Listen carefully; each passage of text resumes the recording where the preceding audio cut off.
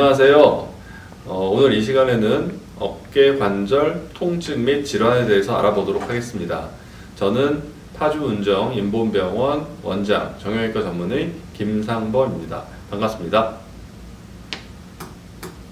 자, 어깨 관절은 3개의 뼈로 이루어져 있고 3개의 뼈는 쇄골, 상완골, 견갑골로 이루어져 있습니다. 그리고 그 위를 관절낭과 인대가 보강해주는 구조로 되어 있고요.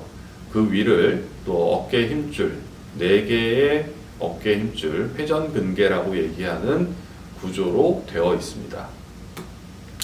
자, 어깨가 아파요 하고 병원에 오시게 되면 검사를 할 수 있는데요. 대표적으로 엑스레이, 초음파, MRI 촬영을 할 수 있습니다.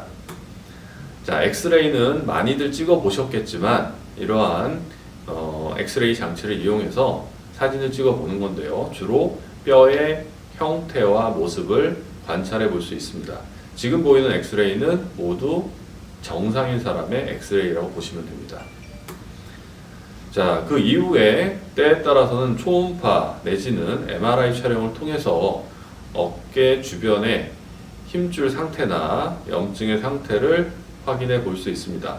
상대적으로 초음파는 외래에서 간단하게 해볼 수 있는 검사고요. 좀 더 정확하게 정밀하게 알아보기 위해서는 MRI 기계라고 얘기하는 거대한 통 속에 들어가서 검사를 진행하도록 하겠습니다. 자, 지금 보이는 엑스레이 상에서는 아까 보였던 정상적인 사람과 다르게 뼈의 형태가 변해서 튀어나와 있는 것처럼 보이는 부위가 있고요. 때로는 정상적인 관절이 망가져서 관절염 상태가 돼 있는 모습을 보기도 하고, 때로는 없었던 석회 같은 이물질이 생겨 있는 모습을 관찰할 수도 있습니다. 자, 이러한 엑스레이상 보이지 않는 또 힘줄의 상태를 알기 위해서 초음파 검사를 해보게 되는데요. 초음파를 이용해서 정상 힘줄 상태와 파열된 힘줄의 상태를 구별할 수가 있습니다. 자, 여기서 문제가 있다라고 생각하는 환자들에서 또다시 정밀 검사인 MRI 촬영을 할 수 있는데요. 첫 번째 보이는 것처럼 정상인 힘줄이 보이기도 하고요. 두 번째 보이는 것처럼 파열된 힘줄이 관찰이 되기도 하고요. 세 번째 보이는 것처럼 염증 상태가 심한 모습을 확인할 수 있습니다. 자, 이러한 영상학적인 방법과 그 다음에 우리가 진료실에서 환자의 상태를 살펴보고 어떠한 질환이 있는지를 확인해 볼 수 있는데요. 어깨 관절 주변에 생길 수 있는 질환은 대표적으로 한 6개 정도 있다고 생각이 됩니다. 첫 번째, 오십견이라고 얘기하는 질환, 두 번째, 석회성 건염, 세 번째, 충돌증후군, 회전근개 파열, 관절염, 이렇게 얘기할 수 있겠고요. 그리고 어깨 주변의 골절, 이렇게 6개 정도의 질환으로 구분해서 알아보도록 하겠습니다. 자, 오십견은 또 다른 말로는 유착성 관절낭염이라고 하거나 또는 동결견이라는 표현을 쓰기도 합니다. 이러한 질환은 어깨 주변의 관절의 활액막 또는 회전근개, 힘줄이죠. 그 부위의 퇴행성 변화의 결과라고 생각할 수 있습니다. 자, 오십견이 생기면 어깨 통증이 심하게 발생할 수 있고요. 보통 어깨 질환 환자의 약 30% 정도를 차지하고 2년에서 3년까지도 증상이 지속이 되기도 합니다. 오십견은 특별한 원인 없이 발생하기도 하는데요. 보통 중년 이상의 나이에 생기고 남자보다는 여성분에 생기고 또 때로는 양측에 동시에 발생하기도 합니다. 주로 당뇨병이 있으신 분들이 당뇨병이 아니신 분보다 더 많이 발생할 수 있습니다. 가볍게 다치거나 심하게 다친 이후에 발생할 수도 있는 걸로 되어 있습니다.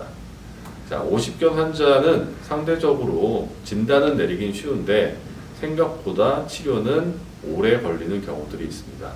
지금 보이는 사진처럼 관절의 움직임이 제한이 와서 팔을 제대로 움직일 수 없는 경우를 쉽게 오십견이라고 진단을 내리기도 합니다. 자, 치료를 어떻게 하느냐? 비수술적 치료를 알아보면 경미한 경우에는 그냥 좋아지겠지라고 하고 두고 보거나 또 그보다 좀 심할 때는 약을 드시거나 물리치료를 하거나 주사를 맞거나 또 심한 경우에는 도수치료를 통해서 관절의 움직임을 회복시켜 드리기도 합니다. 이러한 치료로 효과를 보지 못하는 경우에는 수술적 치료를 동원하게 되는데요. 마취 상태에서 관절의 움직임을 억지로 늘려드리는, 수동적으로 늘려드리는 관절 수동술이라는 방법을 쓸 수도 있고요. 자, 이러한 방법으로 되지 않을 때는 관절 내시경을 동원해서 관절 내부를 확인하고 지금 보이는 그 첫 번째 사진처럼 정상적인 관절의 상태를 보이는 경우도 있지만 두 번째 보이는 사진처럼 관절막이 염증으로 해서 심하게 두터워지고 유착되어 있는 경우를 볼 수 있는데요. 이러한 세 번째, 네 번째 사진처럼 관절 내시경을 동원해서 염증 조직을 긁어내거나 굳어있는 관절막을 늘려주는 수술 방법을 이용해서 환자의 증상을 해결해 드리기도 합니다. 자, 두 번째로 석회성 건염에 대해서 알아보겠는데요. 석회성 건염은 어깨 주변 힘줄에 석회라고 얘기하는 이물질이 생기면서 발생하는 질환입니다. 자, 이러한 석회가 왜 생기느냐? 결론적으로는 어깨 힘줄이 건강하지 않기 때문에 생긴다고 보는데요. 그 크기가 작을 때는 증상도 경미하지만 때로는 그 석회의 크기가 커지면 심한 증상을 유발하기도 합니다. 그래서 때로는 어떤 환자분들은 밤에 주무시다가 통증이 심해서 응급실을 방문해서 석회성 건염이다 라고 진단을 받고 다시 집으로 돌아가시는 분들도 있습니다. 자, 이러한 석회성 질환은 단순하게 엑스레이를 촬영해 봄으로써도 진단을 내릴 수 있습니다. 우연히 발견되는 경우에는, 즉 증상이 없는 경우에는 그냥 두고 보시면 되지만 때로는 심한 통증이 있을 때는 치료를 통해서 증상을 호전시켜야 되겠는데요. 자, 비수술적인 치료는 아까 말씀드렸던 약을 드신다거나 주사를 맞는다거나 하는 방법들이 있겠고요. 이 석회를 분해하고 흡수시키기 위해서 체해 충격파라는 치료를 하기도 합니다. 이러한 치료를 통해서도 증상의 호전이 없거나 또는 매우 극심한 통증을 호소하는 경우에 있어서는 수술적으로 그 석회를 제거하면 되는데요. 첫 번째 보이는 엑스레이처럼 석회가 있는 경우에 두 번째 보이는 사진처럼 관절 내시경을 이용해서 그 석회를 제거해 드리면 세 번째 보이는 엑스레이처럼 석회가 없어진 사진을 관찰해 볼 수 있을 것입니다. 자, 지금부터 보는 질환들은 약간 연속성 상에 있는 질환들인데요.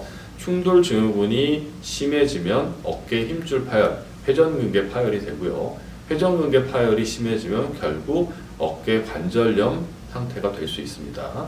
먼저 충돌 증후군을 보면 말 그대로 위팔뼈와 견봉이라고 얘기하는 부위가 서로 간에 충돌을 하고 마찰을 일으켜서 생기는 질환입니다. 그래서 이렇게 팔을 옆으로 들어 올리는 동작에서 통증을 느낄 수가 있는데요. 자, 이러한 그 증상이 있으신 분 중에서 결국은 우리가 비수술적인 치료를 하게 되고 이러한 치료에 효과가 없으시면 결국은 수술적인 치료를 통해서 증상을 호전시킬 수 있습니다. 비수술적 치료는 약 먹고 물리치료하고 주사 맞고 도수치료하고 체해 충격파하고 아까 말씀드렸던 치료 방법들이고요.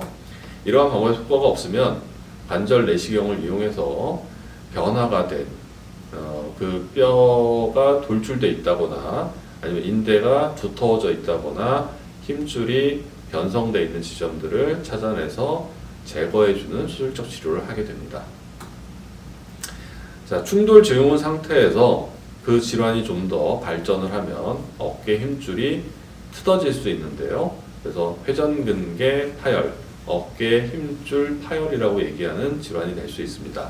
말 그대로 아까 처음에 말씀드린 어깨 주변에 4개의 힘줄, 회전근개라고 얘기하는 4개의 힘줄의 일부가 틀어지는 질환을 의미하고 당연히 정상적인 힘줄이 망가졌으니까 거기에 상응하는 동반되는 통증이 있을 수 있습니다. 자, 어깨 힘줄 파열이 진단이 되면 결국에는 비수술적인 치료를 이용해서 증상의 호전을 볼 수도 있지만 이러한 비수술적 치료에 반응이 없는 경우에는 파열된 부위를 수술적으로 봉합, 꼬매줘야 한다는 얘기죠. 봉합을 할 수 있습니다. 지금 보이는 사진에서 보면은 우리가 정상적인 힘줄은 이렇게 모세혈관이 잘 관찰이 됩니다만 파열된 노화된 힘줄이겠죠. 파열된 힘줄은 지금 보이는 것처럼 틀어져 있는 모습을 보거나 또는 정상적인 모세혈관이 다 소실된 모습을 볼 수 있습니다. 그러면 이러한 어깨 힘줄을 다시 정상화시켜주는 방법은 결국 수술적으로 봉합을 해주는 방법밖에 없는데요. 예전 같은 경우는 이 틀어진 힘줄을 절개를 해서 꼬매줬기 때문에 상대적으로 수술 후 과정도 그렇게 쉽지는 않았습니다. 그러나 이제는 관절 내시경이라는 방법을 통해서 손상된 힘줄을 꼬매주기 때문에 예전보다는 좀 더 쉽게 환자분들의 증상을 해결해 드릴 수도 있습니다. 자, 어깨 힘줄 파열은 처음에는 작은 파열을 시작을 하지만 방치하게 되면 결과적으로 소파열, 중파열, 대파열, 그리고 광범위 파열 이렇게 점점점 그 크기가 그 정도가 심해지는 걸 볼 수 있습니다. 그러니 사실은 작을 때 빨리 치료를 하는 게 그나마 더 좋은 결과를 얻을 수 있겠죠. 처음에는 뭐 약을 먹는다, 물리치료를 한다, 주사를 맞는다, 도수치료를 한다 이러한 방법을 선택하게 되고요. 그 이후에는 그러한 방법들로 되지 않는다면 관절 내시경을 이용한 회전근개 봉합술을 시도하게 됩니다. 첫 번째는 정상적인 힘줄이 아닌 노화된 힘줄이 터져 있는 모습을 관찰해 볼 수 있고요. 두 번째, 그거를 꼬매기 위해서 그 부위에 우리가 봉합용 실을 고정한 모습을 볼 수 있고 이러한 실을 이용해서 손상된 회전근개, 어깨 힘줄을 봉합한 모습을 세 번째 사진에서 관찰할 수 있을 것입니다. 자, 회전근개 파열이 진행이 되면요. 결국은 수술적으로도 봉합을 할 수가 없는 상태가 되고요. 어깨 관절이 비정상적인 움직임을 하게 되고 거기에 따라서 관절이 망가지는 관절염 상태가 될 수 있습니다.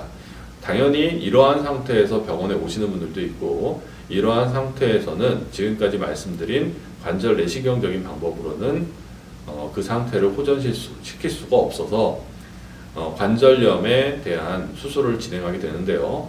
흔히 관절염이라고 얘기하는 상태가 돼서 마지막에 시도하는 수술적 방식은 인공관절 치환술이라고 얘기하게 됩니다. 첫 번째 사진에서 망가진 어깨 관절을 볼 수 있고요. 두 번째 사진에서 인공관절로 치환되어 있는 모습을 관찰할 수 있습니다. 자, 이러한 인공관절에는 인공관절 전치환술 그리고 역행성 인공관절 치환술이라고 얘기하는 방식들이 있는데요. 주로 어깨관절 힘줄 파열로 발생한 관절염에서는 지금 보여주는 것처럼 역행성 인공관절 치환술을 진행하게 됩니다. 자, 때로는 젊은 사람들도 운동을 즐기다가 넘어져 다칠 수도 있고요. 또 상대적으로 연세가 많으신 분들은 가볍게 넘어졌는데 어깨 주변에 뼈들이 부러지는 경우가 있습니다. 지금 보여주는 사진을 보면 첫 번째 사진에서 우리가 어깨 쇄골이라고 얘기하는 부위가 골절되어 있는 모습을 볼 수가 있고요. 이런 골절이 되면은 금속판을 이용해서 금속판과 금속 나사를 이용해서 자기의 원래 모습을 복원시켜 드리는 수술적 방식을 선택하게 됩니다. 자, 두 번째, 쇄골만 부러지는 게 아니라 이 어깨 위팔뼈, 그러니까 상완골이라고 얘기하는 위팔뼈가 부러져서 오시는 분들도 있는데요. 때에 따라서는 이 부위를 절개해서 금속판과 금속 나사를 이용해서 수술적 방식을 진행하게 됩니다. 또 때에 따라서는 그 정도가 심한 경우에는 아까 보여드렸던 인공관절 방식하고는 조금은 다른 그러한 인공관절로 그 치료를 하는 경우도 있습니다. 자, 지금 말씀드린 대로 여러 가지 질환에서 알아보게 되었는데요. 우리가 기본적으로 어깨의 관절 상태를 건강하게 유지하기 위해서는 통증이 없어야 되고 관절의 움직임도 정상적으로 유연하게 움직일 수 있어야 됩니다. 그래서 수술 전에도 그렇고 수술 후에도 그렇고 또는 비수술적인 치료를 할 때도 그렇고 이 스트레칭이라고 얘기하는 과정이 매우 중요시 되고 있습니다. 자, 스트레칭이라는 거는 별거 없습니다. 결국은 관절의 움직임을 정상적으로 회복시켜주는 거고 내가 잘 되지 않는 관절 움직임을 되게끔 하는 거라고 생각하시면 되고요. 그 방향성을 보면은 팔을 들어 올리고 팔을 뒤로 돌리고 그 다음에 바깥으로 돌리는 이 동작이라고 생각하시면 됩니다. 첫 번째 보여주는 사진은 팔을 뒤쪽으로 돌리는 동작을 보여주고 있고요. 두 번째 보여주는 사진은 팔을 앞으로 드는 동작을 할 수 있는 거죠.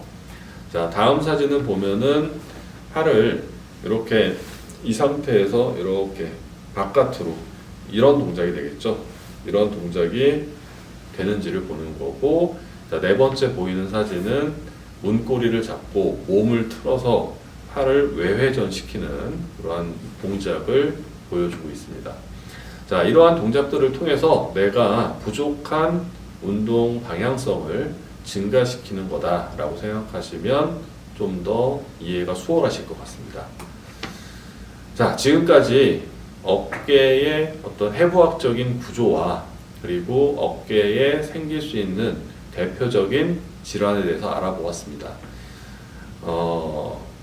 결과적으로 우리가 어깨가 아프실 때는 조금 더 증상이 경미할 때 적극적인 치료를 함으로써 심한 관절에 질환이 발생하지 않도록 하는 게 좋겠고요. 그래서 비수술적인 치료로서 건강한 상태를 유지할 수 있는 게 최선입니다. 그러나 적절한 치료를 받지 못하거나 그 시기를 놓쳤을 경우에는 결국 어깨 통증이 심해지게 되어 있고요. 그러한 경우에는 비수술적인 치료가 아니라 수술적 치료를 해야지만 좋아지는 경우도 있을 것입니다. 자, 오늘 이 시간에 어깨 관절의 해부학적인 구조와 어깨 관절에 발생할 수 있는 질환에 대해서 알아보았습니다. 지금까지 경청해 주셔서 감사드립니다. 저는 파주 운정인본병원 정형외과 전문의 김상범이었습니다. 감사합니다.